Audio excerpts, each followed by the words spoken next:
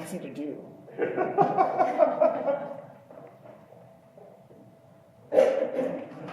There's a funny YouTube video from College Humor. It's just a humor thing.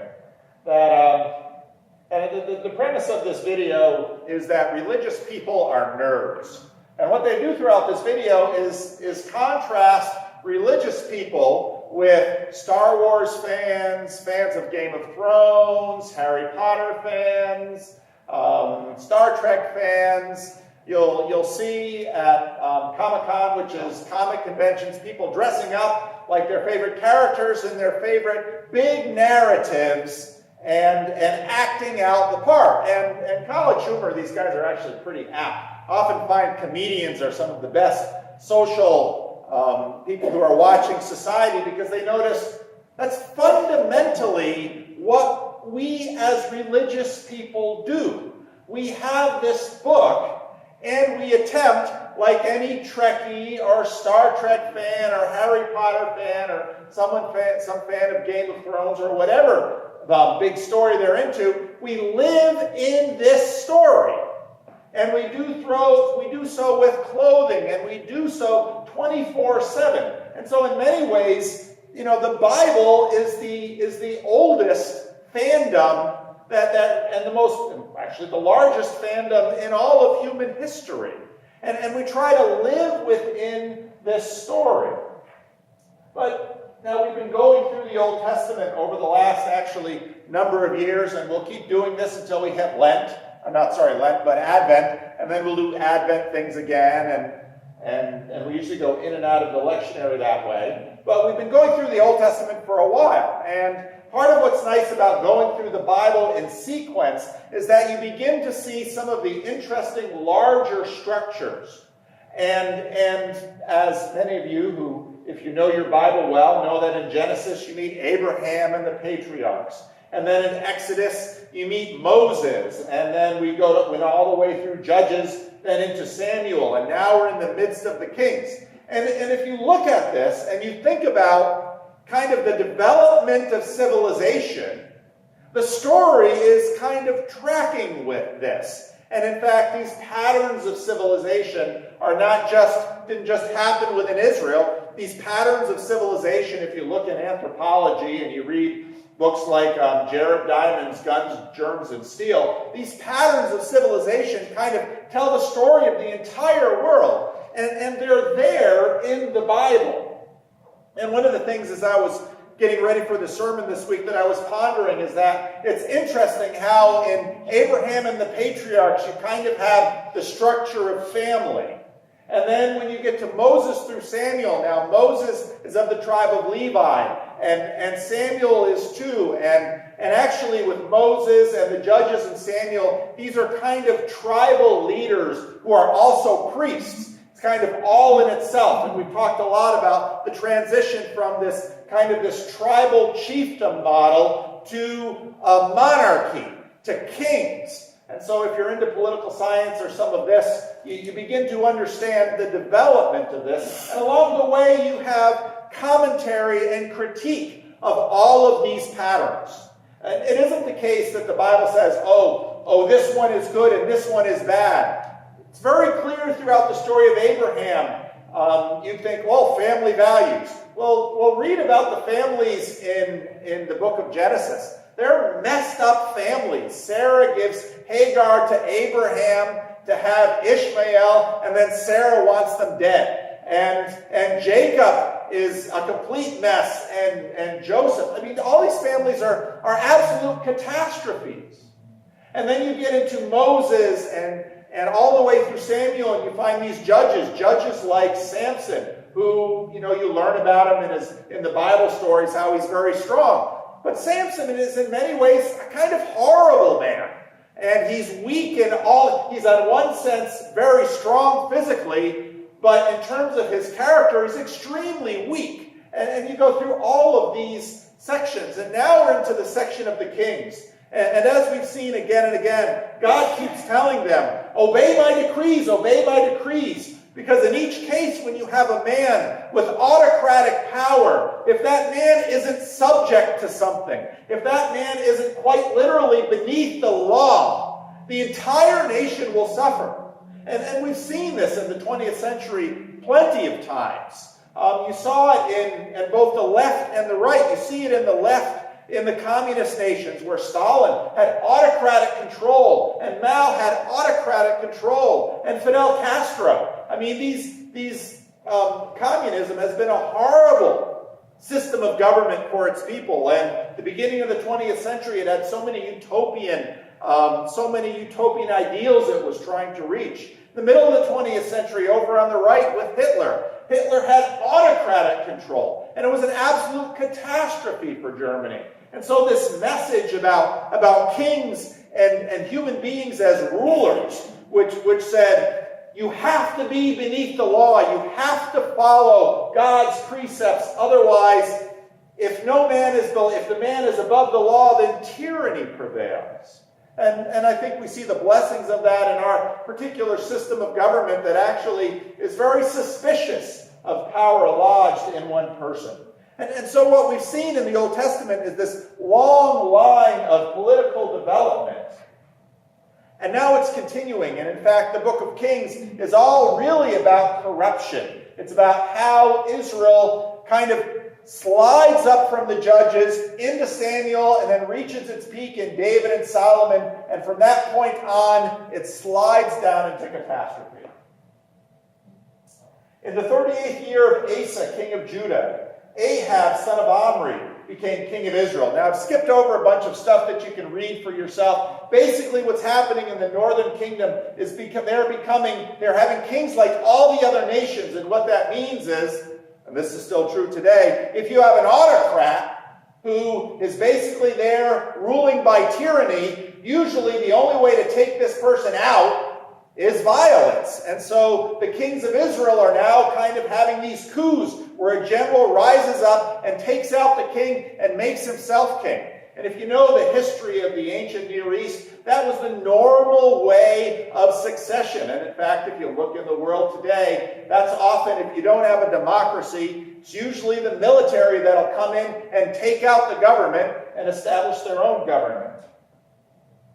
In the 3rd year of Asa, king of Judah, Ahab, the son of Omri, became king of Israel. He reigned in Samaria over Israel 22 years.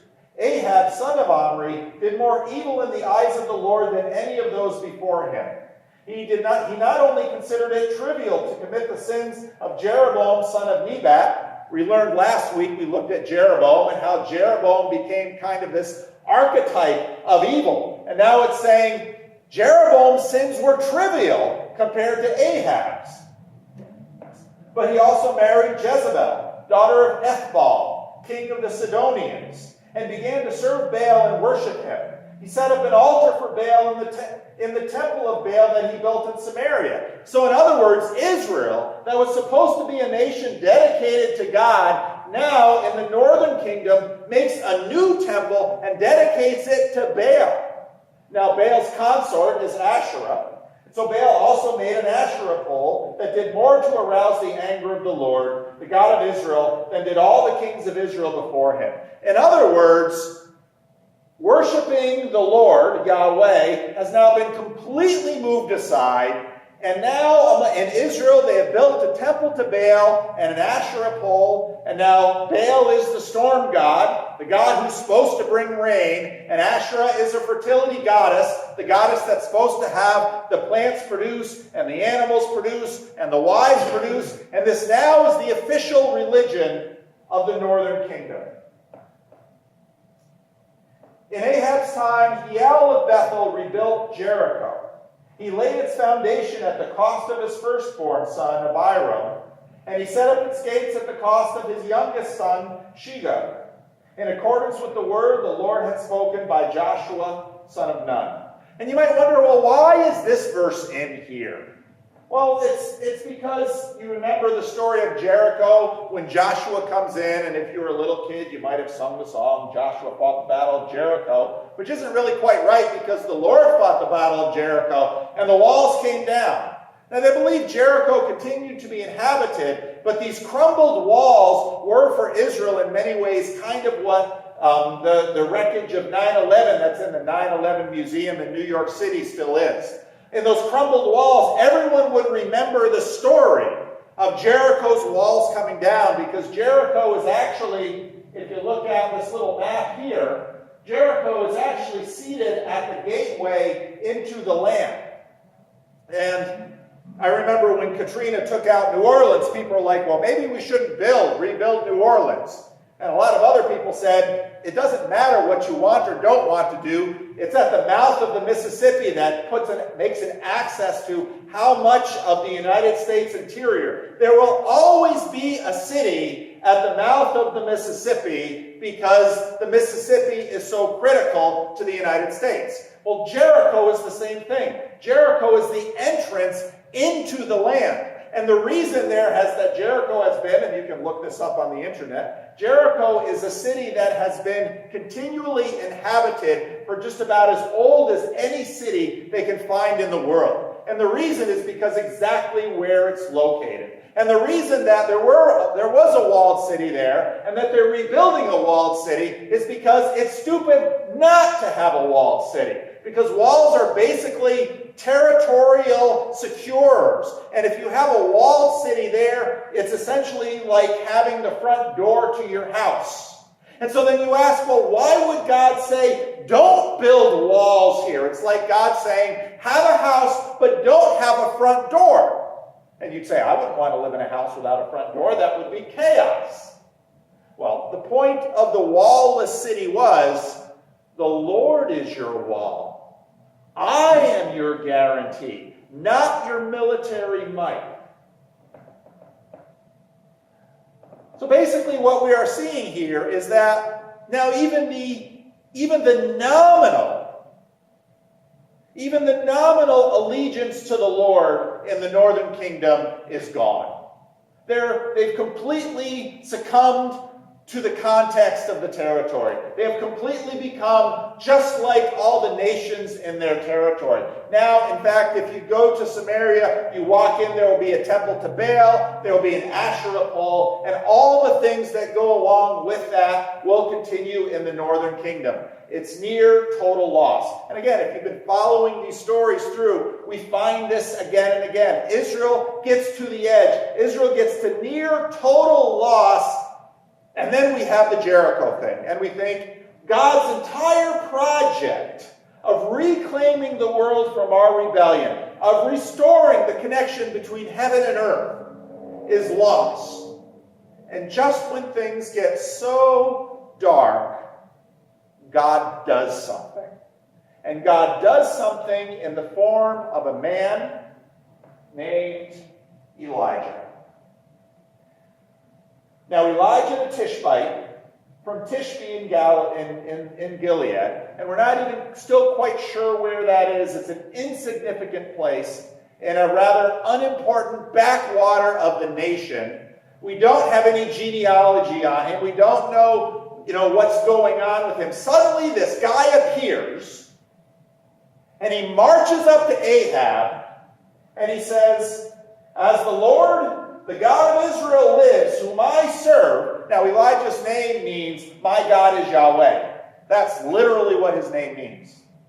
He marches up to Ahab and says, as the Lord, the God of Israel lives, whom I serve, there will neither be dew nor rain in the next few years, except at my word. And you almost get the impression that he drops the mic and he disappears like he comes in. And Ahab just heard that and thinks, boy, there's a lot of crazies around. These religious kooks are nuts. Who cares? Because, I'm a pastor. People regularly come up to me and say, God says this. And I think, okay, maybe. I'll wait and see. So Ahab hears this. He thinks, hey, I've got my temple to Baal. I've got my little statue. I've got my Asherah pole. These guys are going to keep the rains coming and the crops growing. But then the drought comes. And we in California over the last few years got a reminder of drought. Jack and Maury probably felt it more than most because they're the ones kind of in touch with this. As long as when we turn the spigot, water comes out, we think everything's okay. But these are people living close to the land, and I'll tell you, once the rains stop, once you can't grow your crops, once your animals start dying, year after year this goes on, you start to feel it. You start to feel it as a community because we can do a lot of stuff today, but guess what? We can't make it rain, and we can't stop the hurricane.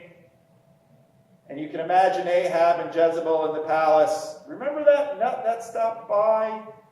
And here's the thing about what he said. He said, it won't start again until I say so.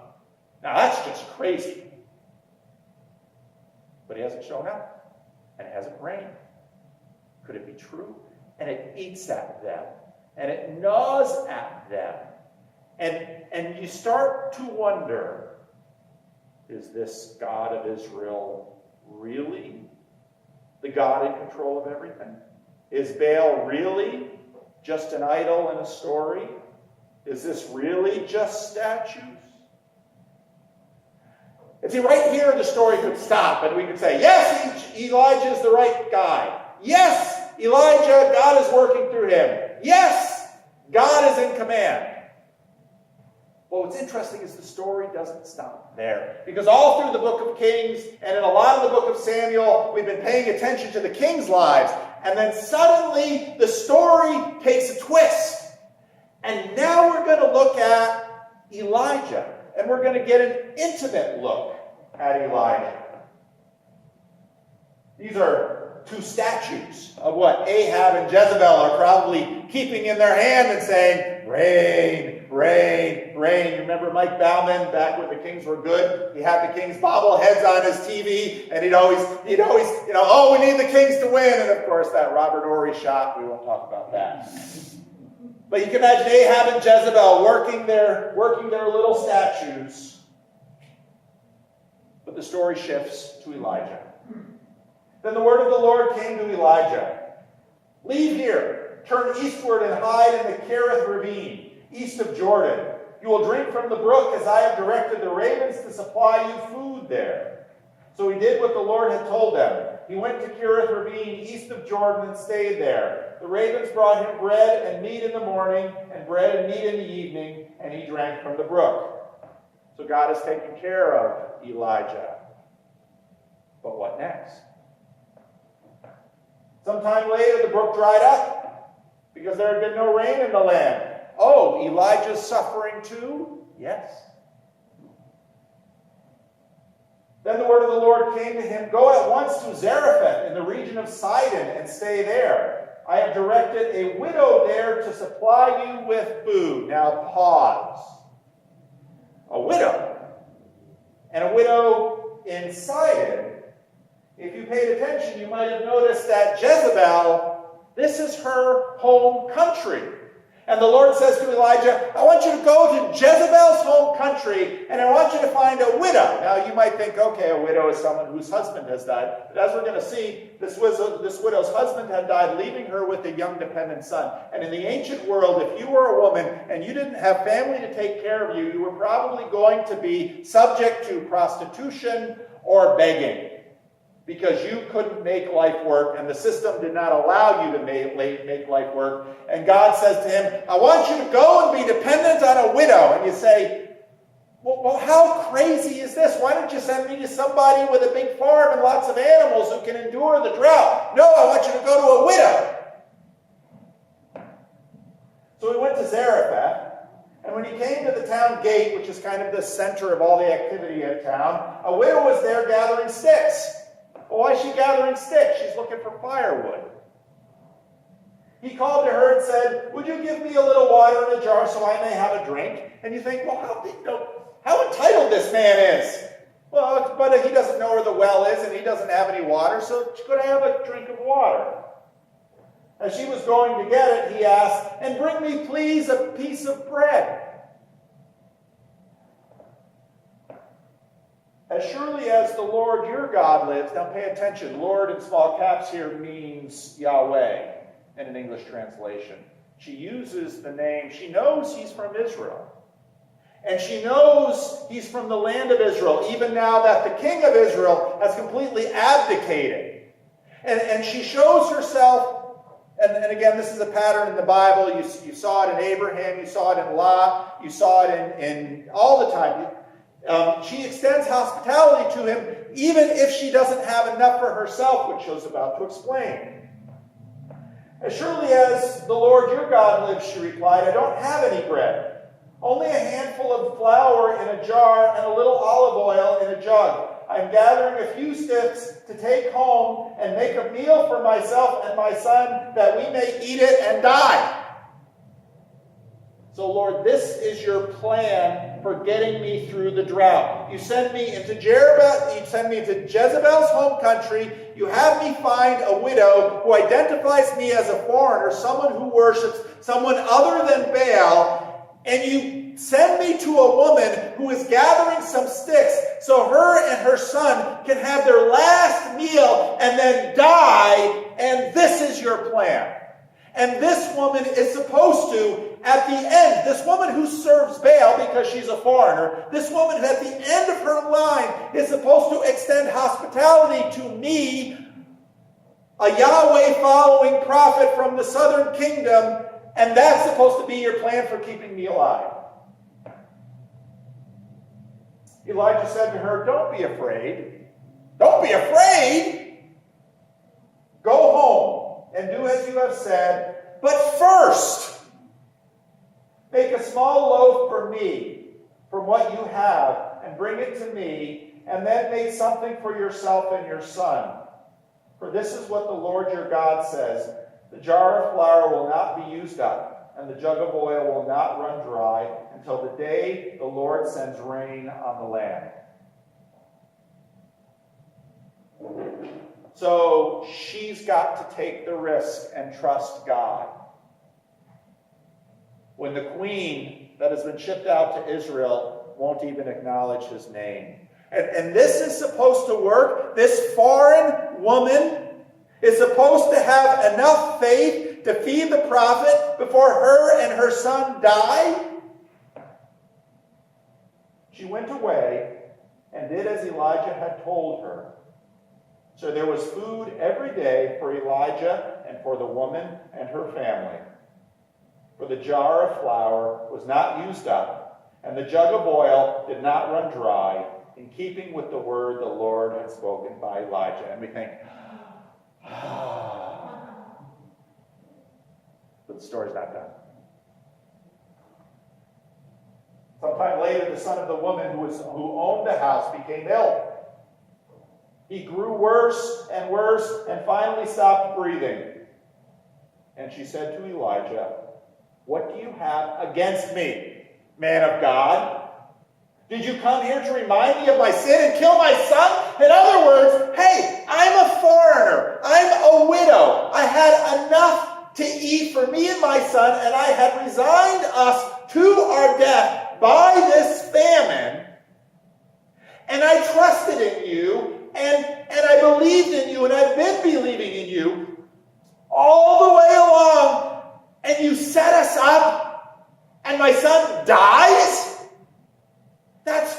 It would have been better if we had made our little bread and keeled over. And Elijah feels it. Give me your son, Elijah replied, and he took him from her arms, and carried him to the upper room where he was staying, and laid him on his bed. Then he cried out to the Lord, Lord my God, have you brought tragedy even on this widow I am staying with by causing her son to die? And he stretched himself out on the boy 3 times and cried to the Lord, Lord my God, let this boy's life return to him. And the Lord heard Elijah's cry, and the boy's life returned to him, and he lived. Elijah picked up the child and carried him down from the room into the house. And he gave him to his mother and said, Look, your son is alive." Then the woman said to Elijah, "Now I know that you are a man of God, and that the word of the Lord from your mouth is true."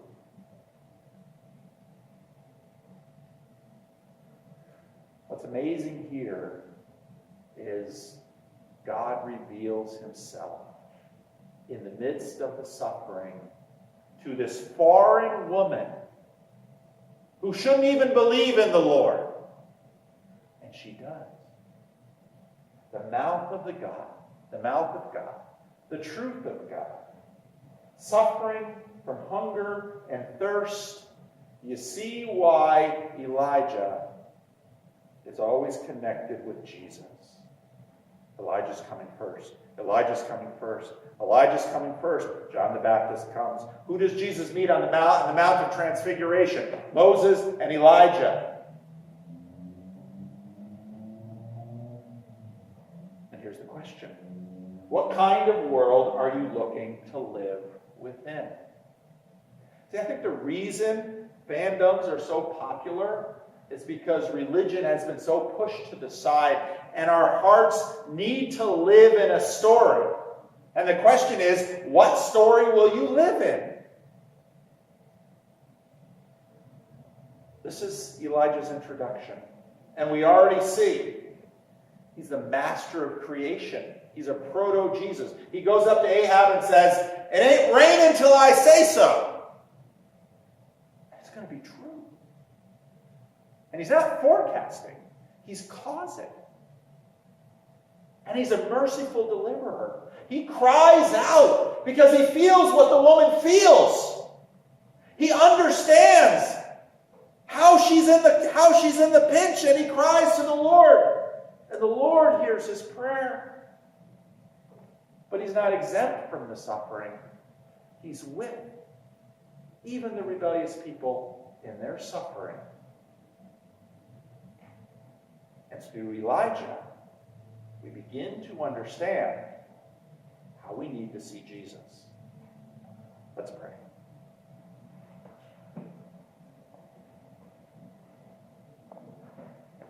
Lord, these stories, maybe some of us learned them as children. And we don't quite know what to do with them, but we just know that they grab us. And we want to live within them. And they're amazing. And we wish the world were like that. And yet, in fact, everything around us, the church, 2,000 years of Christian history, the stories of Jesus, all of us are inviting us to live into these stories. And Elijah is not just this random man. He's called by you. And he sets us up to see Jesus. Help us, Lord, to live within this book. Help us, Lord, to live within these stories. Help us, Lord, to understand that this is the largest fandom the world has ever seen. May we inhabit it. And may you work your miracles even as we suffer. Amen. Would you stand?